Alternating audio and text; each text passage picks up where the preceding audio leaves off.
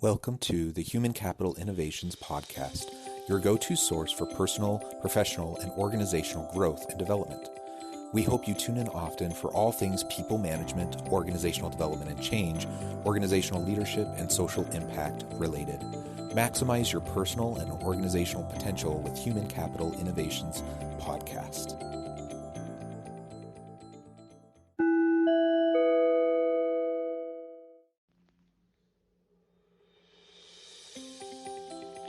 Welcome to the Human Capital Innovations Podcast. In this HCI podcast episode, I talk with Willie J. Mandrell about scaling your business through leveraging your people.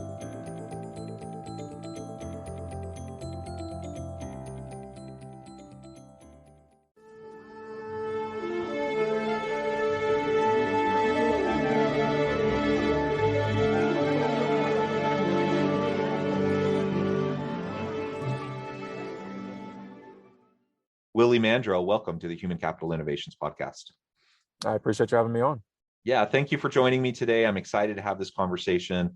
You come to us with extensive expertise in the real estate and investing areas, and I don't usually interview people from that sector, but you have a really interesting take on the conversation that we're going to have today, focusing on scaling your business through leveraging your people. And I do appreciate being able to explore that, not only generally, but also within the investing kind of framing and the real estate framing.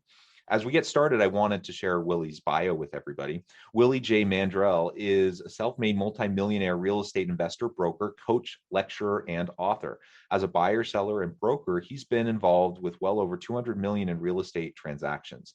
He has been featured in numerous trade magazines, and he is a frequent guest on real estate and wealth-related podcasts, television, and radio shows across the U.S. Willie is the author of Cash Flow Secrets, a book on real estate investing and finance tips most people are never taught but need to know. Willie is also a member of the Forbes Real Estate Council. William prides himself on staying current with local sales and rental trends. He has a real passion for the multifamily industry and specializes in representing buyers and sellers of income-producing properties. He strives to share his knowledge and experiences with every client and make every buyer and seller representation a pleasant and rewarding experience. Prior to entering the real estate field, Willie spent several years working in the banking and financial services industries for firms such as Bank of America and Catella & Co. Inc. During his corporate years, he earned several industry licenses, including the Series 7, 24, 65, and 53. This valuable experience in the investment world has allowed Willie to become an expert in evaluating the risk and rewards of various investment assets, including real estate. Willie earned his bachelor's degree from Northeastern University and is currently working on his master's in business from Suffolk University in Boston. Again, it's a wonderful privilege to have you joining me today, Willie. Thanks. And anything else you would like to share by way of background or personal context with the audience before we launch into the conversation?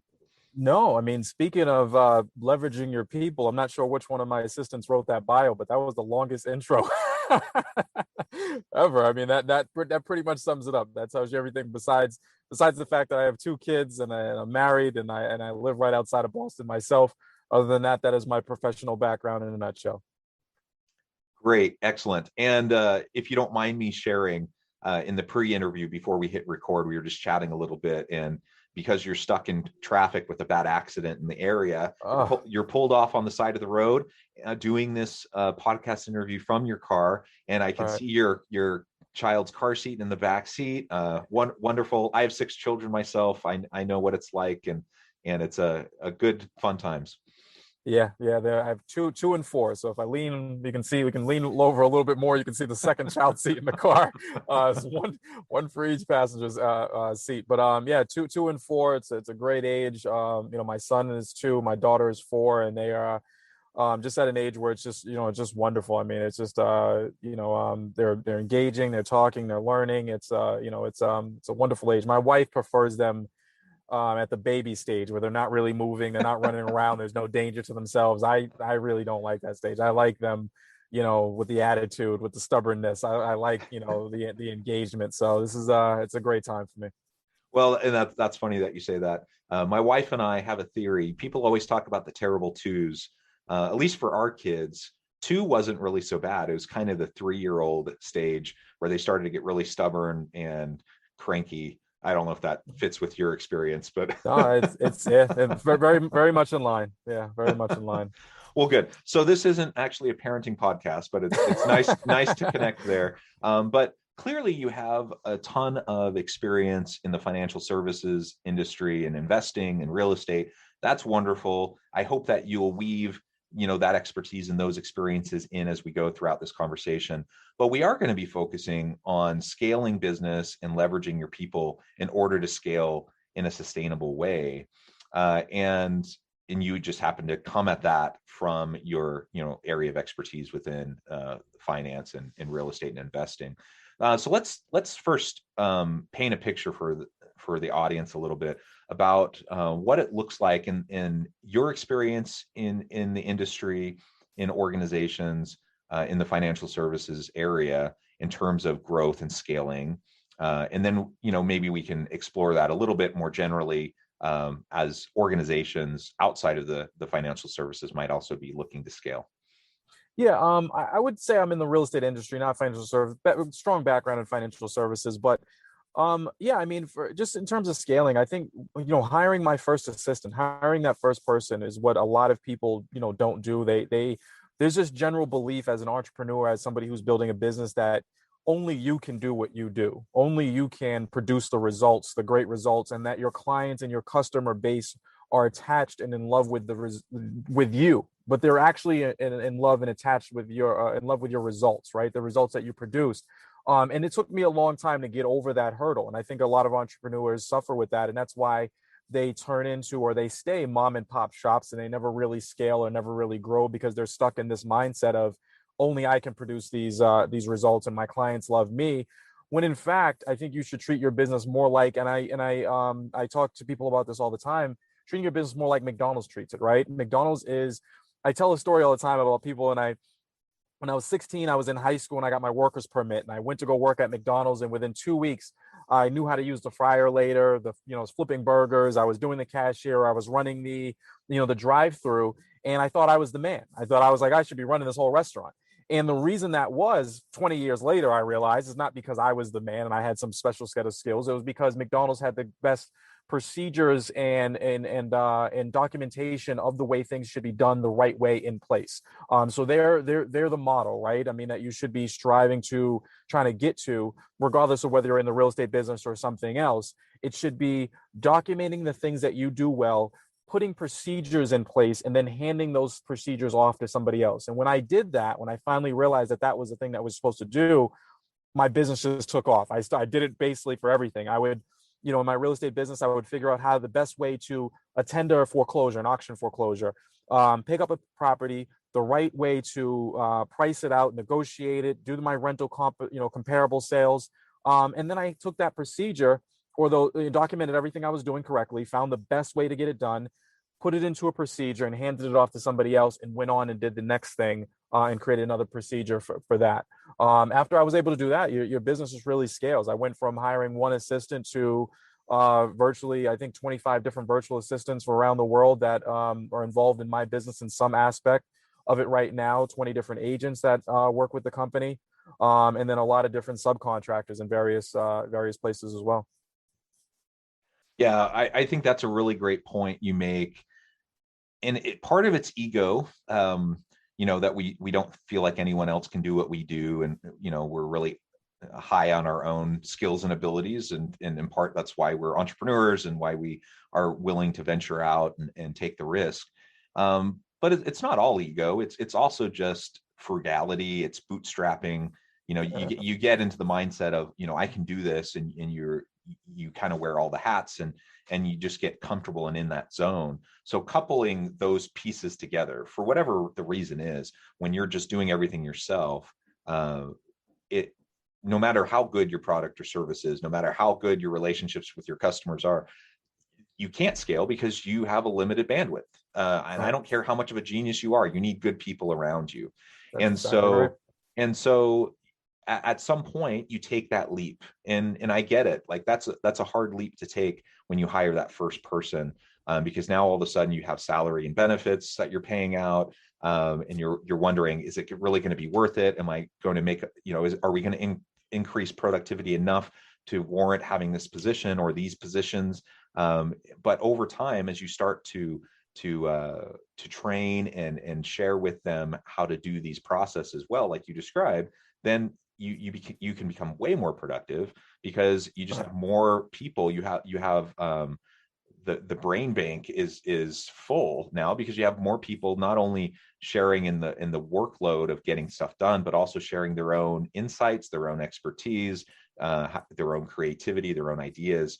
And I don't know, I don't want to put words into your mouth, but I suspect that, as you lay out the protocols, the procedures of all these different tasks that need to be done, you hand it off to the person, let them start to run with it so they know how to do it. But over time, they make it their own, and they can start to exercise their own autonomy and their own creativity to do the tasks and the position in the way that makes sense for them and fits for them. Can you speak to that for a little bit? Yeah, absolutely. I mean, I don't hire anybody. What I don't want is a yes man or a yes woman that's going to come in and say, yes, Willie, this is exactly what I'm going to do. I'm going to follow your procedures to the letter. But the procedures are there as a guideline. Again, unlike McDonald's, you want if the burger needs to be flipped in 15 seconds, you want to do exactly that, right? If the fries need to be go down in 500-degree oil and pulled up in 2 minutes, you want to do exactly that. Unlike McDonald's, I leave some wiggle room because real estate is a unique business in the sense that there is no property that's exactly like the next property, right? I mean, every address in America is different than the next. It doesn't matter if we're in the same city. There's very similarities in terms of when they were built and issues and everything else. But you need to leave some wiggle room for your people to, make adjustments to those procedures and everything else. So what I do is I try to go out and hire the best people. And typically what I do, and it's weird to take this approach, but I don't find how do I put this? I don't find a need and then go out and try to force a person into that position. What I do is I kind of reverse it. I go out and find good people and then try to pull them into my business. So I go out and I say, she's really good at this. If you're ever looking for a change, come over. Like I said, I'd like to talk to you. I like and fit you into my business. He's really talented at XYZ. They're not paying you enough. Come talk to me. And like I said, we can. So that's more or less the people that have been with me. There are a lot of virtual assistants that, in the Philippines and I have people in Ghana and, all over the world where, yes, I created a position, a need and filled the need with a body. But in most cases, it's the reverse. It's me going out and meeting people within the industry and saying, you know what, you're really talented. I had I do some banking at Bank of America, a local branch of Bank of America. And there was a girl that was there and we had talked for years and she was really just above and beyond when it came to her customer service there at the branch. And we got to talking and now she's my acquisitions assistant. So it's just pulling, when you are out in the market and you're meeting people and you recognize talent, pulling that talent close to you and pulling that talent into your business is going to be the best thing to help you scale. If I can reverse, I'd like to, touch on one point that you made before, the frugal nature of people where, let's say, for instance, you're making $100,000 and you're the only employee, it's just you're an independent contractor. And you're afraid that if you hire somebody at 40 grand, that now you're only going to be making $60,000.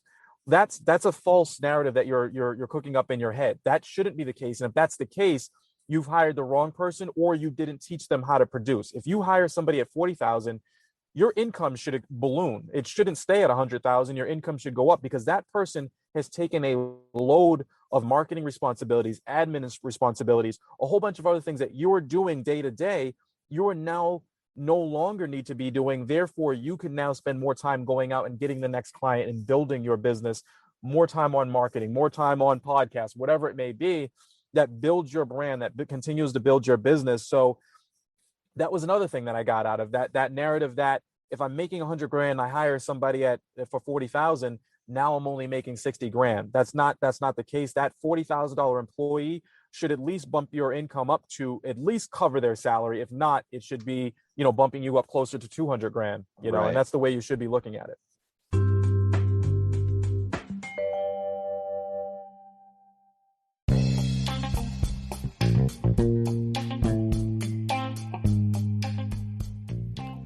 I'm excited to announce the publication of my new book from HCI Press, The Alchemy of Truly Remarkable Leadership: Ordinary, Everyday Actions that Produce Extraordinary Results.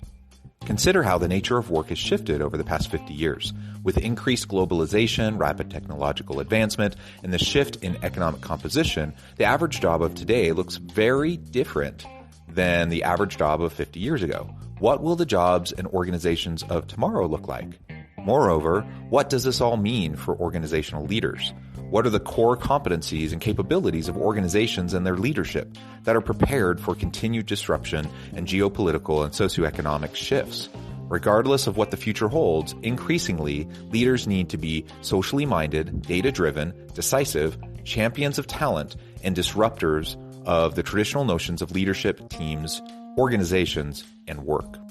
The Alchemy of Truly Remarkable Leadership will help you to explore your own leadership competencies and capabilities and consider ways to apply and implement them into your workplace and personal life.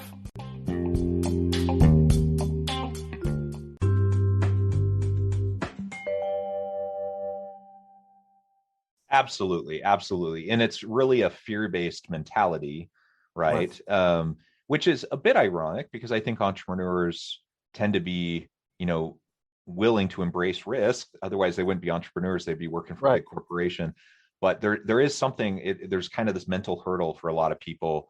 It's either themselves or maybe it's a little family-run business, and the idea of scaling is just a little bit, a bridge too far for them to go. But if we can get past that mental block and just invest in people to help us, then we absolutely can scale. And to your point, you hire that person at 40 grand.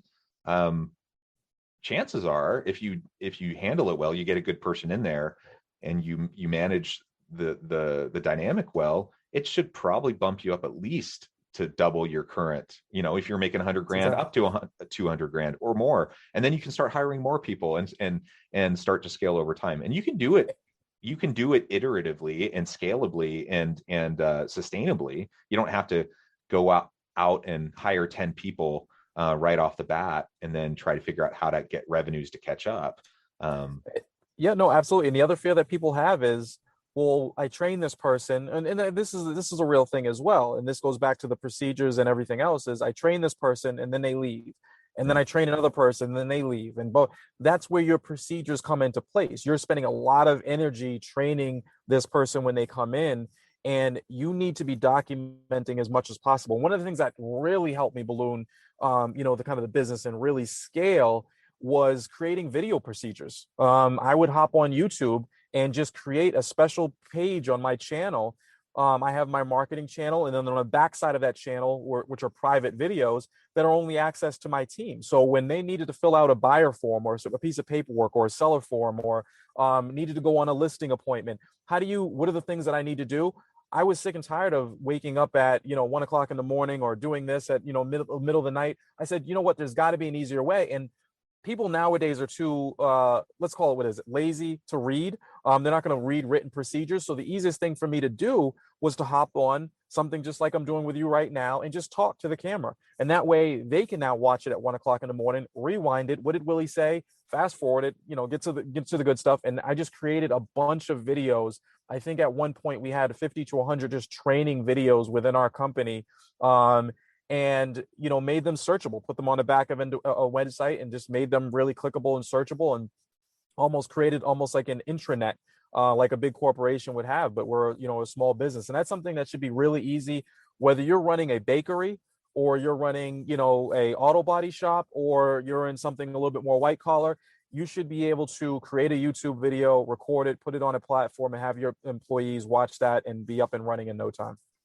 I love that tip. That is so inexpensive to do. And to your point about writing out procedures, not only do people not tend to read them or pay full attention to written procedures, but it takes a lot of time to do that to do that well. It's way faster to just hop on a video, and especially if you have the years of experience and the expertise, then you just spend 5-10 minutes, you explain something, and boom, you're there. And with platforms like YouTube, it's super easy to do. So that's a great tip. something else that you said a minute ago that I wanted to zoom in on and really highlight was how you were talking about just keeping your eye out for talent anywhere you go. Now, sometimes we do have a specific job that needs to be filled, a specific niche with it, with a specific skill set, capabilities, and competencies. And so we post a job and we get applicants and we go through that normal process. But I love your approach to just looking for good talent everywhere you go.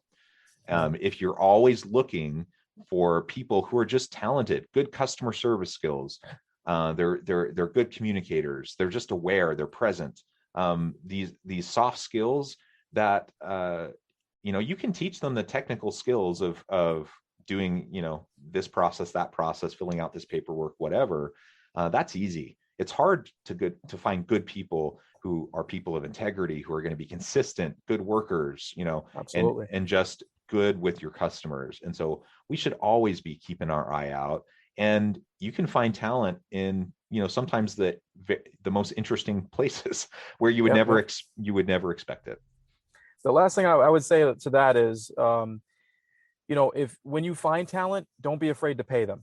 Absolutely don't be afraid to pay them. One of the things that I try to do on a regular basis, when I was in corporate America, I prided myself on being in going above and beyond. The guy or the girl that was sitting next to me, if they did this, I needed to go and be above and beyond that.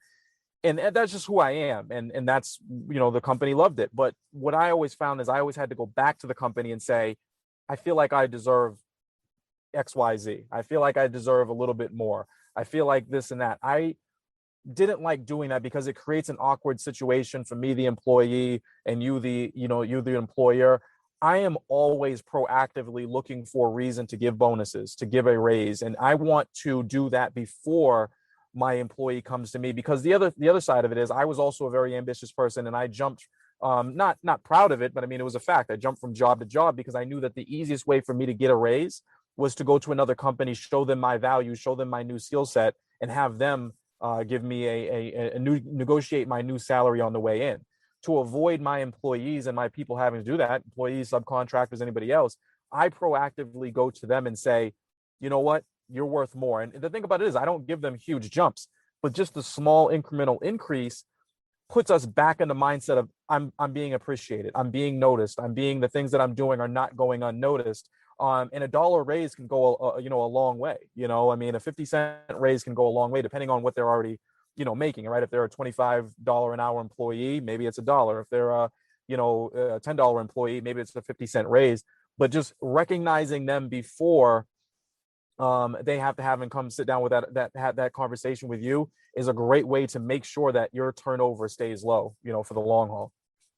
Absolutely. And it's actually one of my pet peeves when organizations try to just see what they can get away with in terms of low pay and taking advantage of their employees. Now, they wouldn't frame it that way, but that's how I frame it.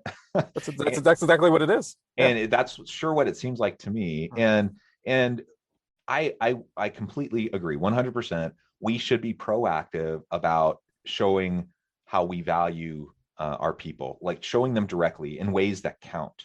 So giving them a pat on the back, saying, hey, good presentation, good job on this or that, giving them those positive reinforcements and feedback, that's great. But where it really counts is with how the benefits are set up, the raises, the bonuses. And like you said, it doesn't need to be a huge jump. You don't need to give them a $10,000 a year raise in order for them to feel appreciated.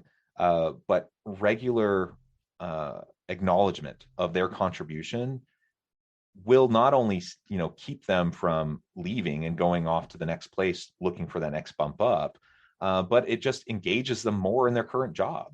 Listen, it could be as simple as somebody listening to this right now says, I really can't, they're kind of maxed out. It can be as simple as something, hey, it's a nice day in Boston.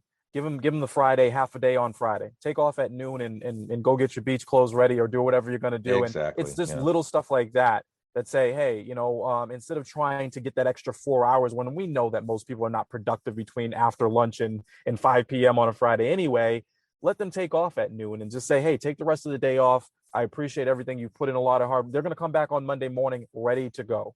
And you're going to get more out of them the following Monday than you would have the latter 4 hours of that Friday anyhow. So I mean, you might even if it's little stuff like that, picking up lunch every once in a while. If it's $7, $8, $10, $12 for lunch, those little gestures go a long way in maintaining that relationship. Because in some situations, depending on what the career is and what you're doing, you may need them to stay a lot longer, or you may need them more than they actually need the job. So those little gestures go a long way in maintaining those relationships and keeping your turnover down, because we all know as employers, turnover is very costly. Yeah, and again, I like the way you framed that. Oftentimes, organizations do think that they can kind of just treat their people however they want because their people need the job. Right. They frame it the opposite way of what you just said. But given the current pandemic situation that we're in and high unemployment rates, perhaps in some areas that might be the case. Right. But that's not the way it's going to stay. That's certainly not the way it was pre-pandemic. And we're in a fight for good talent. And Absolutely. Every organization needs to be thinking about how to attract and retain and engage good people on a regular basis. And if we just treat our people like, they're disposable, it doesn't really matter. You're not happy, leave, I'll get someone else. If that's how we treat them, it's going to be a self-fulfilling prophecy. If we actually treat them though, like, yes, you are a highly valued person. I can see what you bring to the table. You help us to be better as an organization. And you treat them that way, you communicate with them that way, you pay them that way, then lo and behold, you're going to have great people who stick around. Absolutely. Yeah, that's the key. I mean, it doesn't, you just said it, you're in a fight for good talent. I think most people look at employees as, you can trade one for another. But if you have somebody who's really talented, really good, somebody who actually puts the thought in, I love someone who doesn't just do the job, but says, Willie, can we move this over here and improve this? Can we change this around and flip this over here to make it a little bit more efficient? One of the things that I always encourage my people to do is also to replace themselves. I think that everybody should be in their highest and best use. My project manager on a job, I don't want her running from job site to job site to job site if that's not her highest and best use. So I'm constantly having conversations with her about continuing to put herself in her highest and best use, right? If her highest and best use, and she believes that I'm more important getting bids for our new jobs, talking to the roofer, coordinating our schedule, paying invoices, but I'm using too much of my time running from job site to job site, tell me that you need to go out and create another position, an intern or whatever, that you need somebody to assist you, so you are being more efficient. And that elevation of her hopefully elevates the entire company. And I try to do that across the board, is make sure that everybody or everyone here that works for the company understands that if they feel like there's a inefficiency in place, especially with their hours or their time, let's hire somebody to work underneath you to replace you and make your job more efficient and move you into a VP spot or whatever you want to call it. But just making sure that everybody in your organization is in their highest and best use. And it's a term that I use, quite often. Obviously not something I created. It's something that's been a concept that's been around forever. But it's something that I, try to implement and try to keep flowing through my business on a regular basis. It's something I do with myself. My highest and best use right now is continuing to brand the company, continuing to tell people about our message and what we do, and go out there and look for more opportunities to invest in real estate within the market. My highest and best use now is not being on job sites, swinging a hammer and painting and doing demo and getting dirty anymore. So constantly elevating myself and then elevating my people to do the same thing with themselves. I love it, Willie. I love everything about your philosophy and your mentality and how you approach your organization and your people. It has been a real pleasure talking with you today. The time has flown by. I would love to have you back anytime and we can continue the conversation. But before we part ways today, I did want to give you a chance to share with listeners how they can get connected with you, find out more about your business, and then give us the last word on the topic for today. Yeah, sure. If you're interested in real estate, Cash Flow Secrets is my book. I just released it a few months ago. It's on Amazon. Cash Flow Secrets. If you are just interested in business building, financial literacy, My YouTube channel is where I spend most of my time. Is /W Mandrell, youtube.com/W Mandrell, or just Google me. I'm on Instagram, LinkedIn, Facebook. What's the new thing that everybody's on? Clubhouse. TikTok. Oh, Clubhouse. No, Yeah. I'm not on TikTok yet, but I'm on Clubhouse, is the other social media platform everybody else is on. And then the last word of the day, I would say, is just don't be afraid to go out and leverage. The key to scaling is leveraging. People leverage, right? It's creating those systems, creating those processes, and then going out and finding somebody to replace you or to replace, that aspect of your business. So don't be afraid to go out and spend money. And you're not spending money; you're investing money into human capital. And I guarantee it'll grow your business over time. Excellent. Thank you, Willie. It's been a real pleasure. I encourage listeners to reach out, get connected, find out more about what he can do for you and your business. And as always, I hope everyone can stay healthy and safe, that you can find meaning and purpose at work each and every day. And I hope you all have a great week.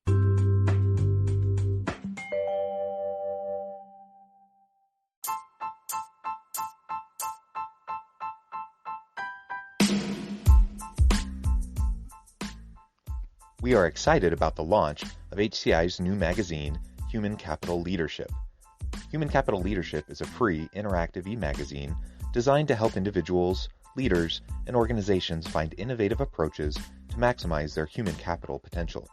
We will be publishing issues quarterly in August, November, February, and May. Check out the first issue and let us know what you think.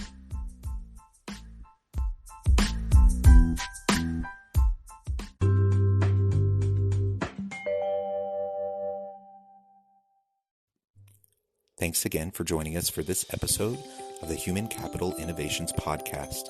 I hope you stay healthy and safe and that you have a great week.